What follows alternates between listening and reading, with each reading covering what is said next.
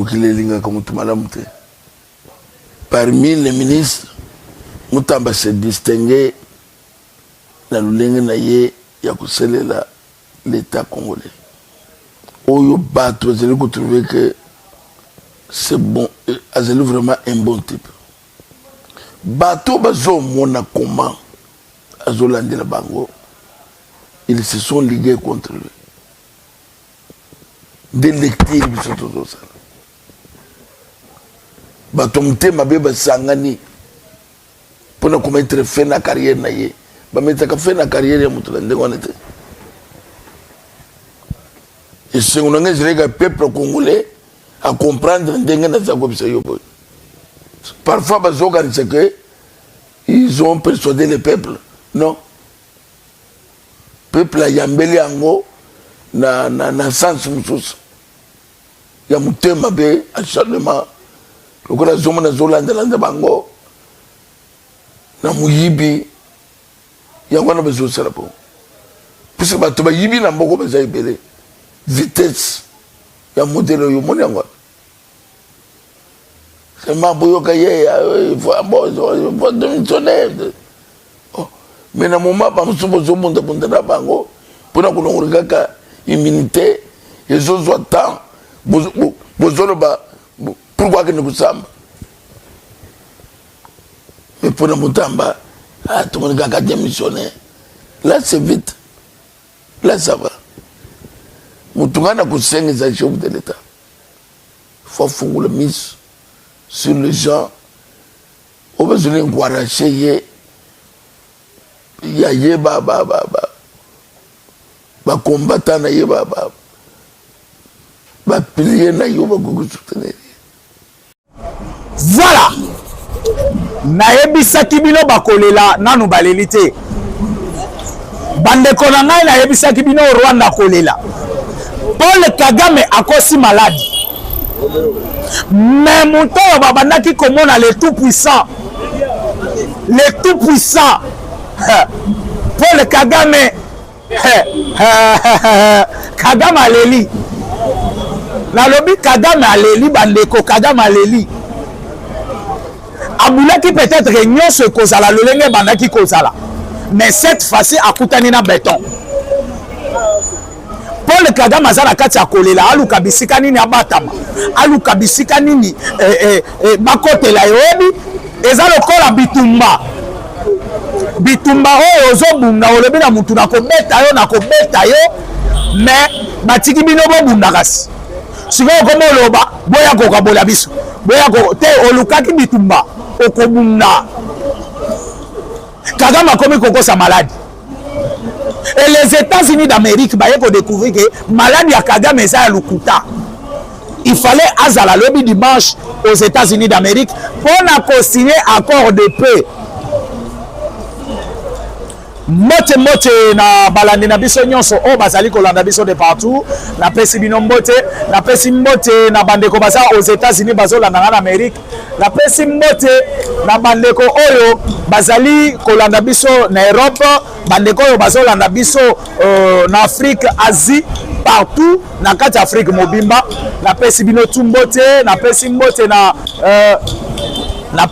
na bandeko oyo bazali kolanda ngala na Los Angeles, bazolanda ngala Washington, Canada, Toronto, partout oyo bozali kolanda na Amérique mobimba, Brésil, Mexique, partout oyo bozali kolanda Stanley Boy chintu wako baze kunde mamuto na pesi bino tumbote na pesi mbote na bandeko oyo bazali kolanda biso wapi lisusu oyo bazolanda biso na Europe, bazolanda biso na France, Belgique, Allemagne, Espagne, Portugal, Angleterre, Suisse, Turquie, partout na pesi bino tumbote. Afrique na bosanité bandeko bazana Côte d'Ivoire, bandeko bazana Sénégal, bandeko bazana Cameroun, Gabon, Congo Brazza, kuna na Zambie, Tanzanie, Afrique du Sud pe Angola na bosani binote na pesi bino tumbote. Awa na kati ya Kinshasa na pesi mbote na Bangwasha Bandundu na pesi bino mbote na pesi mbote na baye nyonso o bazali kolanda biso na Grand Bandundu na pesi bino tumbote na pesi mbote na bandeko o bazana Bulungu bandeko bazana Panzi bandeko bazana Masemanimba, bandeko bazana Feshi, bandeko nyonso ya Popo Kabaka, na pesi bino tumbote kuna na Grand Bandundu, na pesi mbote na bandeko oyo bazali na Grand Équateur, bandeko ya Est de la République, bandeko ya Grand Kasai, Grand Katanga, Congo Central, na bosani bino te pe ba nyonso bazali na Kinshasa, bandeko ya Lukunga Mwamba pe Funa, na bosani bino te bana ya Changu, bozali vraiment ebele, c'est Stani boy chintu wa kubase kunde mwa mutombo bachena ba munande ba bajinga ndemba. Na uti koyebisa bino mabe ekoti na kaya ba Rwandais. Kagame attendu depuis hier aux États-Unis d'Amérique, mais Paul Kagame a timi kokende États-Unis o nazobela. Et Kagame azali kozwa baventure na ye abandaki kosala awa na Afrique, amemiango au niveau des États-Unis. Ba américain ba yebisi boye. Neko oya te deal avec les États-Unis, avec la République démocratique du Congo, toko sinyango. Mais réponse na biso Amérique na Rwanda ekozala vigoureux. Et oyo toko sala na Rwanda mokili mobimbe ko regretter. Et or bazali ko communiquer bongo pour Paul Kagame parce que les États-Unis d'Amérique bauti construire la République démocratique du Congo pour na koyebisa République démocratique du Congo l'accord de paix entre les États entre les deux États, entre Rwanda na République démocratique du Congo et ko signame lisusu te ba américain ba boyi ba lobi Kagame akomi ko salisa biso ba aventure.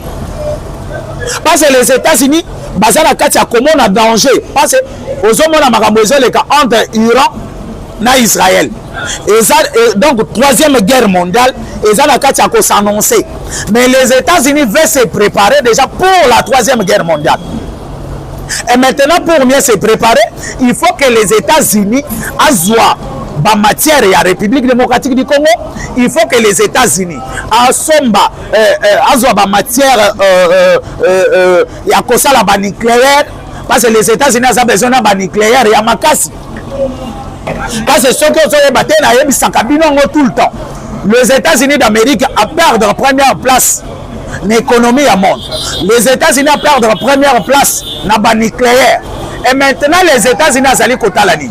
Azotala liboso amoni que non, il faut maintenant se préparer. Pour mieux se préparer, il faut épuiser matière. Il y a la République démocratique du Congo pour construire maintenant de nouveaux nucléaires, pour fabriquer plutôt de nouveaux nucléaires et se préparer à la troisième guerre mondiale. Parce que ce qu'on a la troisième guerre mondiale, cible ya ba pays belé et kozala les États-Unis d'Amérique. Monde mobimba ekolinga et faire chuter les États-Unis d'Amérique à quoi pour récupérer grande puissance et pas pays moussous. Et surtout ma pays, la Chine a l'occasion la grande puissance, la Russie a la grande puissance, ma pays c'est belé. Dans la même na Iran, na Irak. Et quand il y a des Américains sur le Rwanda, sur Kabila, ils ont pas battu. Bamoni le pays local Iran, azali ko kanela États-Unis d'Amérique. Azali bisa États-Unis soko sakani to kondongwana. Yozana ba nucléaire ngana salam. États-Unis asutuki ya koyoka ke Iran et Irak plutôt azala ba arme nucléaire. Et puis basali ba investigation na bango ba trouver que Irak azali na ba arme nucléaire. Azuango wat parce que le matière qui fabrique les armes nucléaires ça se trouve en République démocratique du Congo. Et balaneli année de fabrication ya ba arme nucléaire ba moni ba arme ezala qui fabriqué depuis 2013, 2014, 2015. Ne balandeli ba moni non. Kabila avait pris des matières premières, des matières luxueuses. Après, si na ba iranien, yangwana ba fabriquer ba armes lourdes, ba fabriquer ba nucléaire pour commencer à nous attaquer. Mes chers amis, nazali koyebi sabino que les États-Unis ont pris ça sous tente. Bolandi décision ya Bintou Keïta. Bintou Keïta kiti na Goma. Ko kita ya Bintou Keïta na Goma. Na lingina la kisabino Et le chef de l'État, Bandaki Koloba. Alors, les gens que vous voyez à l'est de la République, ce sont des panthères. Les panthères va répéter comme Maloba ya Mokonzi na bango. Et comme le Rwanda, comme délégation ya Kabila, délégation ya Kagame, bazalaki en réunion na Bintou Keïta, bayebaki teke nini bakoki koloba na Bintou Keïta, comme Bintou Keïta a tché bango devant une fête accomplie, ayebise bango non, vous allez quitter le sol congolais. Bango bamonaki yango baventure, bapensaki que non, Bintou Keïta lolenga zoloba, eza baventure oyo tosalaka tout le temps. Aujourd'hui, tokoki kotelema, tosali pe aventure na biso na esimbi. Bintou Keïta aza muntu na biso. Bintou Keïta koloba na biso nini? Bintou Keïta kokotela biso. Parce que bayebi baventure oyo basali na ba Bintou Keïta à l'est de la République. Mais yango nomoni na yebisaki bino Jonas Savimbi en Angola. Jonas Savimbi akufa na Zamba na village na ye. Sécurité nyonso ya Jonas Savimbi ya bandeko na ye. Et tous ces gens-là, oh babandaki ko sécuriser Jonas Savimbi, ne bango kaka batu baboma ye. Et Bintou Keïta koloba, azali koloba na ba M23. M23 ba moni ke non, Bintou Keïta ba ramazolo ba c'est du sérieux. Ba sengi, ba kenda huis clos, 2 heures de temps. Et boyebi pourquoi ba sengi huis clos? Les gens ne le savent pas pourquoi Bintou Rwandais basengaki huis clos. Basengi huis clos comme bango bazali ba décideur ya M23 T. Bango bazali na décision ya kozwa sur l'M23 T. Il faut décision et outa et pas bato yo bache bango wana. Bato bache bango bazala nani? Paul Kagame et Kabila. Paul Kagame na Kabila lolenge bache ba M23. Il fallait M23 attendre qu'on soit décision et pas Kabila. Il fallait M23 pas soit décision et pas Paul Kagame. Pour venir maintenant donner la réponse à Bintou Keïta. Congolais like dans nous émission na yo, partager émission na yo. Le lenga babimi bakei. Bakei qu'on soit Maloba et pas Paul Kagame. Bazi Maloba et pas Kabila. Des places américaines. À partir à coup d'appel, il y a Corneille Nanga et pas Kagame. Des américains va localiser Kagame. Va localiser Paul Kagame. Parce que Kobima Babimi, les Américains savent déjà que non. Bateau baza ba patin. Et Félix Antoine Tshisekedi Tshilombo era lobaki yango. Alors, je ne peux pas discuter avec l'M23 et je ne peux pas négocier avec l'M23. L'M23, ce sont des patins. Bango bakozwa kaka maloba bakonzi na bango, yango ne bakoya koloba na ngai. Vaut mieux na discuter directement na bakonzi na bango que na discuter na ba patins. Mais na kati ya Goma, na réunion avec Bintou Keïta, nous avons remarqué que maloba ya Félix Antoine Tshisekedi Tshilombo azalaki na raison ya koloba que non, ces gens ici ce sont des pantins. Ba pantin ba moni question ya makasi, ba bimi pour aller maintenant poser transférer transmettre question là et pas ba konzi na bango pour ba konzi ba pe sa réponse et eza réponse wana ne ba Rwandais sikoyo ba koya nango ko pesa na Bintou Keïta. Et c'est comme ça que Babimi 2 heures de temps pour discuter avec Kabila, pour discuter avec Kagame, et baye kozonga na réunion. Et mbalamoko Américain va comprendre non. Félix Antoine Tshisekedi Tshilombo bazala na raison, bato yo bazala ka bapante. Basoka kaka maloba bakonzi na bango, yango nde bayaka koloba na biso. Et l'appel ya Corneille Nanga ne ba localiser Paul Kagame. Le moni américain babrimi balobi Kagame n'est pas malade. Et s'il a trompé au monde qu'il est malade, nous avons localisé Paul Kagame. On connaît là où se trouve Paul Kagame. Kagame pense qu'il a batami biso.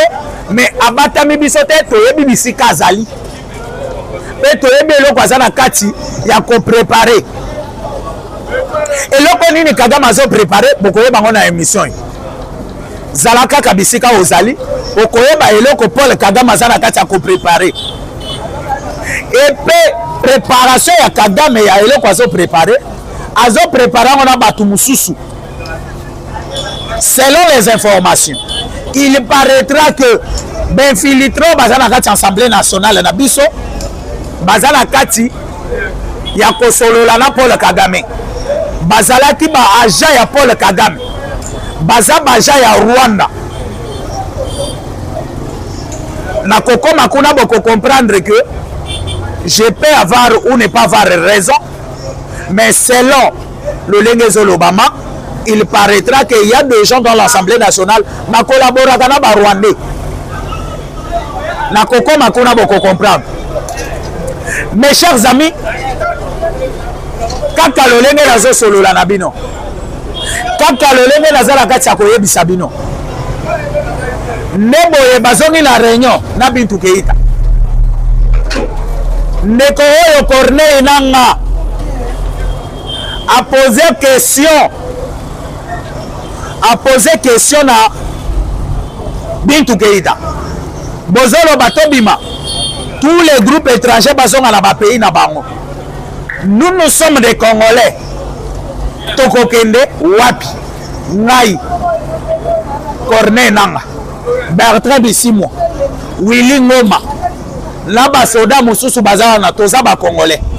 Sikoyo biso tokokende wapi? Parce que na yebisaka bino na ba émission passée. Ba Rwandais bakotika la ko permettre Corneille Nanga, Bertrand Bisimwa, Willy Ngoma bakende kovanda na Rwanda te. Bako permettre yango te pa ba Rwandais. Kagame ya kondima yango te. Vous savez pourquoi kondima yango te? Akondima yango te parce amoni batwana baza capable ya kotrahir mboka oyo ya bango. Mais soki toche bango awa na Rwanda bango babandaki kobule Kagame azala bango Kagame bandeko boso comprendre makelela na eza kuna eza nde bato bamelaka agene bato bamelaka agene baza pembeni awa bato bamelaka agene baza pembeni awa nde bazo sala makelele makasi bato bamelaka agene baza bar na bango ezala pembeni na biswana nde bozo yoka makelele belé baza déjà na bar na bango bamela agene nde makelele eza mingi totindi mutu déjà ayebisa bango batika makelele na bar na bango agene e nde yango wana omoni Paul Kagame nani Corneille Nanga lolenge baka Rwandais baboyi bakoki koevre na ba Congolais oyo batrahir mboka na bango te. Donc le Rwanda azali ko reconnaître que non il y a des Congolais oyo batrahir mboka na bango.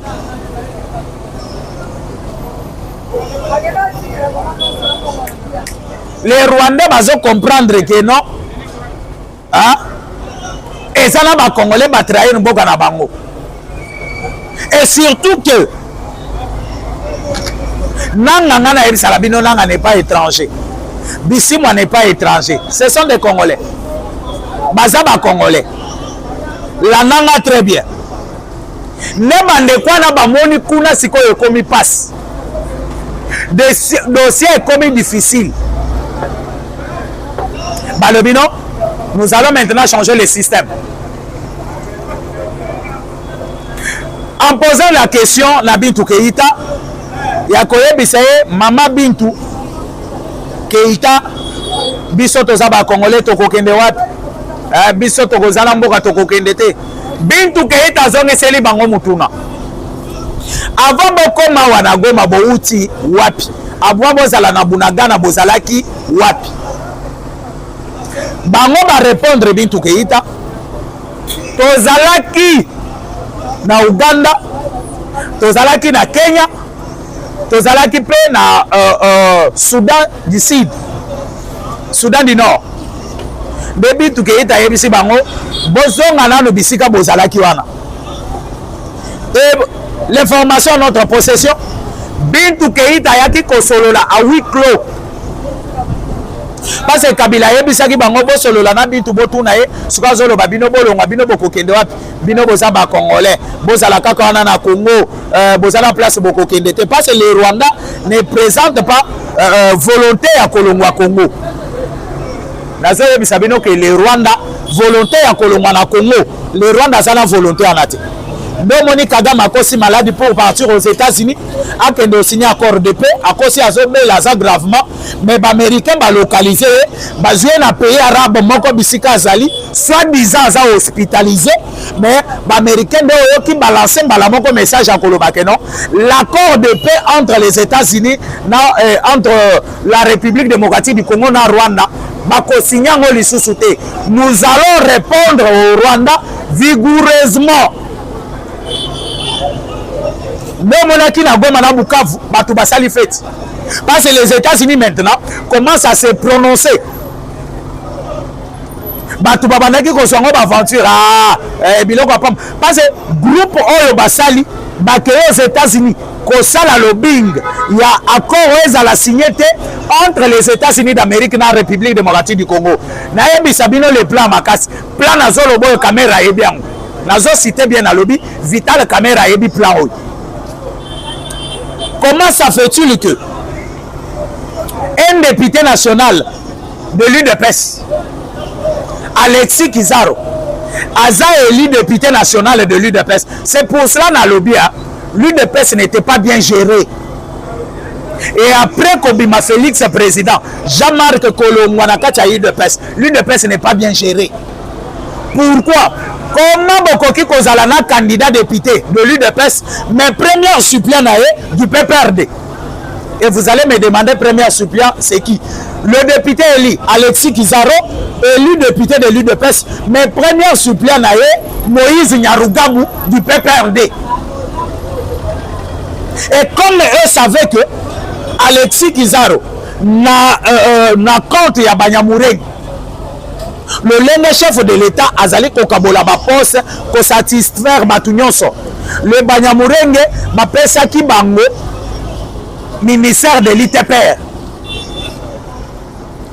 Moutou bacha ministre c'est qui? Alexis Kizaro. Et d'ailleurs qui ne fait rien. Kizaro azo salamu salati.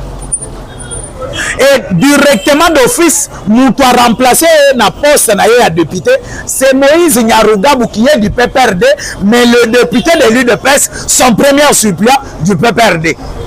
Augustin Kabouyer Togolobao, Stani Yolo Bagaga Mabe Ponangai. Maramboyo, tu n'as pas eu le temps d'étudier le dossier des candidats. Voilà maintenant ce qui s'est fait avec Moïse Nyarugabou. Moïse Nyarugabou a quitté Kinshasa pour rejoindre le rebelle du M23. Il travaille avec le M23, il habite avec le M23 et Kabila est raillé na Goma. Est raillé, est Amibi Missi na Goma, parce qu'il vivra déjà na Goma. Amibi Missi comme si il vient d'arriver à Goma, parce que Kabila na yebi Sarabino, abandaki kokota pe kobima na Goma nuitamment, akota kabutu, abimaka pe butu. Mais le Monique Bapeye Belé, Bakomi ko éviter na bamboka na bango, il a voulu maintenant se faire voir maintenant aux yeux de tout le monde que non, je viens d'arriver à Goma, mais Aya quitté, il habitait déjà Goma. Asali cabinet na ye Kabila na Koko Manaye. Abimisi Moïse Nyarugabou, son directeur de cabinet. Caméra ayebi que Moïse c'est un député national. Ayebi yango. Mais toujours na immunité, il y a député national, directeur de cabinet, il y a un rebelle. L'Assemblée nationale ne parle pas de ça. Et par là, je vous dis qu'il y a un plan qui est en train de se préparer et le plan est en train d'être exécuté aux États-Unis d'Amérique. Et Herbaye, comme on a que c'est le moment maintenant d'aller attaquer le deal RDC États-Unis d'Amérique. Bazui Moïse Nyarugabou. Comme la caméra a bimisa dossier na été balongola immunité, il y a cause à la députée nationale, même le député qui dit bah député n'a posé une question. Binonyo so boza la carte Assemblée nationale. Baby sanga première suppléant, il y a Alexis Kizaro et Zanan. PDP à sa ministre première suppléant aya kosiéger na bino c'est qui? Parce que Alexis Kizaro akendaki asali ba formalité nyonso na bureau à l'Assemblée nationale. Batu bayebi que Kizaro monto a remplacé Moïse Nyarugabo, c'est le bureau de l'Assemblée nationale. Vital Kamerhe ayebi yango. Et comme plan ezali sur Moïse Nyarugabo, baye ko sala équipe ya lobbying. Oyo kokende kosala lobbying na faveur ya Rwanda, na faveur ya Paul Kagame, na faveur ya Kabila aux États-Unis. Moïse Nyarugabo, c'est le chef d'équipe oyo ekeye aux États-Unis d'Amérique. Nazo confirmer bino. Bazo kota na ba bureau nyonso ya ba américain. Moïse Nyarugabo se présente. Parce que yende muntu sikoyo tellement que Katumbi azwaki blanc. Oyo mususu petio nani? Azarias Robero, Petouan Azarias Robero, Azagi lisusu blanc, il fallait baluka siko figure moko asika. Figure il fallait ezala protéger na eloko moko boy. Ndomoni bazali ko freiner kolongola Moïse Nyarugabo immunité, azokende siko kotambola. Comme député national de la République démocratique du Congo aux États-Unis d'Amérique, comme opposant de Tshisekedi, comme opposant du régime en place, pour dire aux Américains, Bokoki ko signer bilo anate, Tshisekedi ne respecte pas les accords. Tala ba accord a signé na biso ba Rwandais. Tala ba accord a signé na Kabila. Et les accords signés avec Kabila. C'est que moi je peux dire na terrain autokomi. Kabila zo bombela ba accord en nini abimisa. Ya mabe kutu ya kobimisa abimisi. Kobima na côté ba Rwandais abimi rebelle abimi. Mais si ko pona kobimisa kaka papier accord ko la kisa na peuple congolais que non, botala ba accord to signé na Tshisekedi yango. Ni ne ça passe parce qu'il y a pas ça yango déjà. Il y a ancien président comme rebelle à celle yango déjà. Mais papier il y a beau signer kaka. Pourquoi ne pas présenter ça, brandir ça au peuple congolais? On a voulu savoir que non, Botala Tshisekedi ne respecte pas les accords. Et je vais vous dire quelque chose. Moïse Nyarugabo, même tout ce qu'on a commis qu'on favorise le groupe wana, bakota na babiro ya bakonzi nyonso. Bakota na babiro ya bakonzi.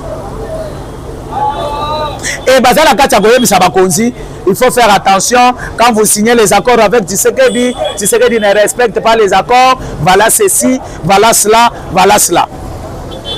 Et tout ce que Moïse Nyarugabo est en train de parler, ezali kozonge la kakaye. Bandeko, je vais vous dire quelque chose. Nazo kota mwa muke na dossier ya Kosta Mutamba. Parce que nazo mona bilinga na makambo. Bandeko ebele tozo maîtriser makambo yote. Bandeko, l'État dans le monde entier baïdaka l'État. Je ne suis pas contre Mutamba. Je ne suis pas pour Ninki. Parce que la plupart des gens, bazali ko s'attaquer na Vondo, bazali ko s'attaquer na justice. Vital Kamerhe, je peux accepter parce que Kamerhe c'est un pion. Oyo toyebi comment abetaka. Aza pion majeur. Parce que l'Assemblée nationale ezali institution munene ya mboka na biso. Le dossier Mutamba, il faut parler ça avec beaucoup de réserve. Ça je vous dis. Et demain ou le lendemain, il y aura des gens qui vont me donner raison. Peut-être les autres beaucoup commenter, beaucoup finganga, bamususu bako ndimelanga, bamususu bako lobaboy. L'État baedaka te. Baedaka l'État te. Pourquoi je dis ça? Kosta Mutamba, l'État a Zimbong, Mbongo ya construire ma prison. L'idée de Mutamba n'est pas une mauvaise idée. Il y a que non, basali société moko asika, mais Kosta Mutamba lingaka pesa bango marché. Selon les ondits, bolandanga bien. Selon Makambo, il paraîtra que les sociétés où ils allaient construire ma prison, et la société à Kosta Mutamba. Selon ce qui s'est dit, je ne le confirme pas, mais il faut remarquer que la société a créé il y a il y a quelques mois seulement oyo va construire société wana et ba ko remarquer mbongo elongwe na caisse ya l'état na banque oyo l'état chaki ba placer ngo na banque mosusu mais tant que na marché agré il fallait société abanganda misala na mbongo na ye et après bazwa ba pesa ngo na baya kozwa mbongo ba pesa na société et tu as remarqué que société wana selon ndenge ba défendre mutamba lobi azimbongo te c'est vrai azimbongo te Costa mutamba azimbongo te ya l'état oui mais mbongo se déplacer ka keke na banque mosusu les restes na kokota na profondeur te mais place balingaki ba construire même prison et banité place même prison elingaki bana ko construire même yemoko ministre ayebi yango te des places moins floues et ça place wana il fallait maintenant que les ministres appellent ça un coup de torche sur Makambwana.